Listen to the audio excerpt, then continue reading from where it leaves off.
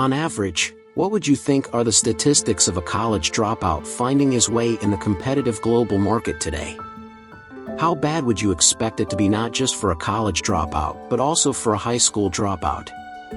Before you think of making references to top names like Bill Gates and Mark Zuckerberg to Steve Jobs and Michael Dell, who are notable billionaires in the sphere of their careers today, think of the fact that they operated in a society that was at their time pretty industrialized. What do you think the chances are for someone with less home advantage? Let's take a look at the life of Gautam Adani, a foremost high school dropout who found his way into the big city of Mumbai, changing the narrative of the life he would have otherwise lived to one where he competes with Jeff Bezos for the title of the richest man in the world. How did all of this happen? Let's get started from the top. Part 1. Who is the man called Gautam Adani? Adani was born on June 24, 1962, in Ahmedabad, Gujarat, to Shantilal Adani, his father, and Shantaben Adani, his mother. He has 7 siblings.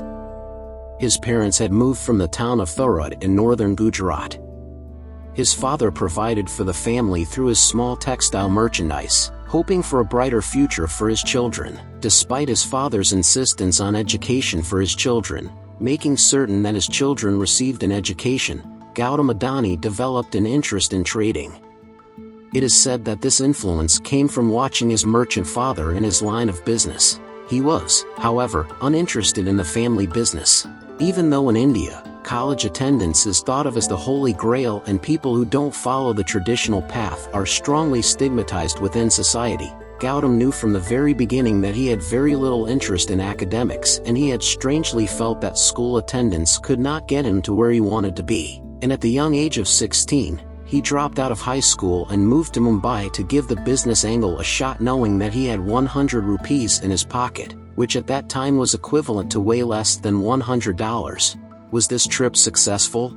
Was the high school dropout to flourish on the back of no education and a few thousand Indian rupees? Well, Part 2, the rocky start and persistency. As a teenager, making a move to enter Mumbai wasn't the greatest idea to have come to the business tycoon's head. Perhaps he was, at that time, a teenager making rash teenage decisions. It is not totally clear to the public what exactly he tried to do in Mumbai, but it seemed like it was a total failure as Gautam would return home shortly after. Returning home, Gautam enrolled in Gujarat University, a community college known for its generous admission, to study for a bachelor's degree in commerce. Yet, it was impossible to ignore the desire in his heart to practice trading rather than just studying it in class. He visited Gujarat's Kandla port in his second year in school and decided to build something similar to Gujarat's Kandla port or something larger. After 2 years in college, at the age of 18, Gautam was certain of one thing. Formal education was of no interest to him, and he would rather spend his time getting ahead than sit in a class studying what he should be practicing. He returned to Mumbai with a few hundred rupees more, but this time he had a plan. Gautam landed an entry-level position as a diamond sorter at Mahindra Brothers, an exporting firm. While this job did not pay well, it provided Gautam with valuable insight into the diamond industry, which he would use to launch a diamond flipping business. This proved to be a huge success, earning Gautam a lot of money. He learned the business in 3 years and used his knowledge of the diamond trade to establish his diamond brokerage firm. Despite the fact that it was his first business, Gautam thrived even more than older firms. Gautam made his first $1 million by selling diamonds when he was 20 years old. Yet he was not satisfied. Gautam Adani is the type of person that knows when there is more to be achieved and doesn't roll up the towel until that comes to fulfillment. Let's deeply dive into how Gautam became a successful business tycoon and created the Adani Group. The first breakthrough following the diamond selling phase would come from his brother, who asked that Gautam come work for him. His older brother, Masuk Adani, bought a plastic factory in Ahmedabad and hired him as the operations manager for the factory. Gautam accepted his brother's offer and returned to Ahmedabad, seeing his new job as his entry point into the global trade arena. He joined his brother's firm and began importing polyvinyl chloride to India. Gautam, however, did not concentrate solely on imports for his brother's business. He began importing primary polymers for small-scale industries in 1985, adding global trading skills to his portfolio while still in his early 20s. And at this stage, he was just about ready to be his own person. In 1988, Gautam Adani founded Adani Exports, a commodity imports and exports firm now known as Adani Enterprises under its holding company, the Adani Group. When Gautam founded the firm, he wanted to focus on agricultural and power-related commodities. Gautam founded the company with all about 500,000 rupees, which at the time was roughly $36,000. Initially, the company imported PVC and sold it to local plastic factories, but Gautam quickly expanded beyond this. Beginning in 1991, the Indian government changed its attitude toward business and began passing legislation that was much more favorable to companies, such as easing licensing restrictions, lowering tariffs, and loosening banking policies. There was India's economic liberalization, and all of these policies resulted in an influx of capital into the Indian economy and many businesses expanding faster than ever before, which was ideal timing for Gautam. Adani used these policies to expand his business into trading metals, textiles, and agricultural commodities.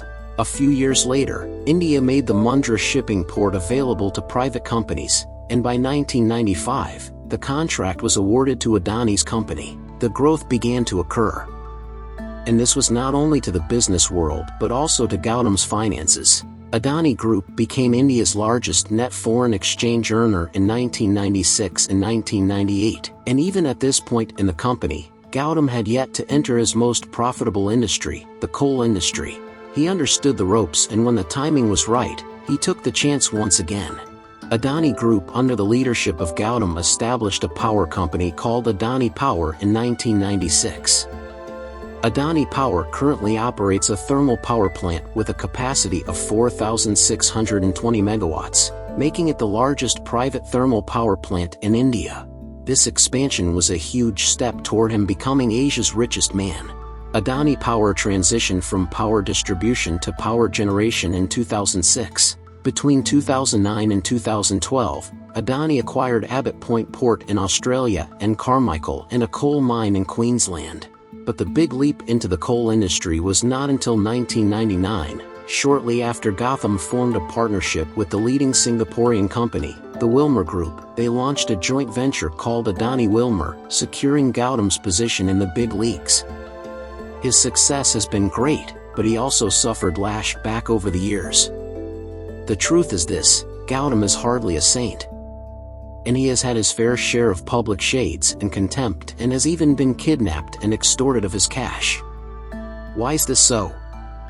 For one, he has been associated with the Prime Minister of India, Narendra Modi. Not just that, but Gautam had been accused of using his wealth and power to gain more through his association with the Prime Minister. It is said that he has used this connection to influence national politics and passed beneficial legislation for himself. Strange as it sounds, Gautam would not be the first to face such criticisms. He's been accused of working with the police to intimidate people off their land and has been found guilty of exploiting workers, seeing as many of his low-level miners and construction workers are paid less than $4 per day. However, what's more disturbing about Gautam's criticisms lies in his actions against the environment. Typically, based on the business he has profited a whole lot from, the coal industry, it is not strange that criticisms of this nature should surface. Critics of his practices have pointed out instances where his company outrightly defies environmental policies.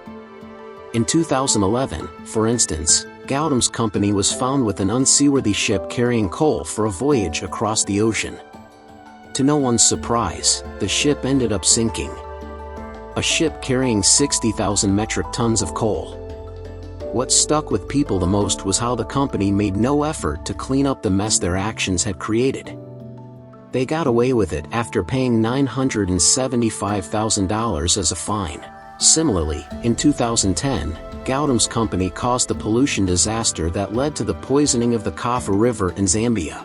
And 6 years after this, his company started work under Hujira Port without government approval, making it impossible for local families to fish.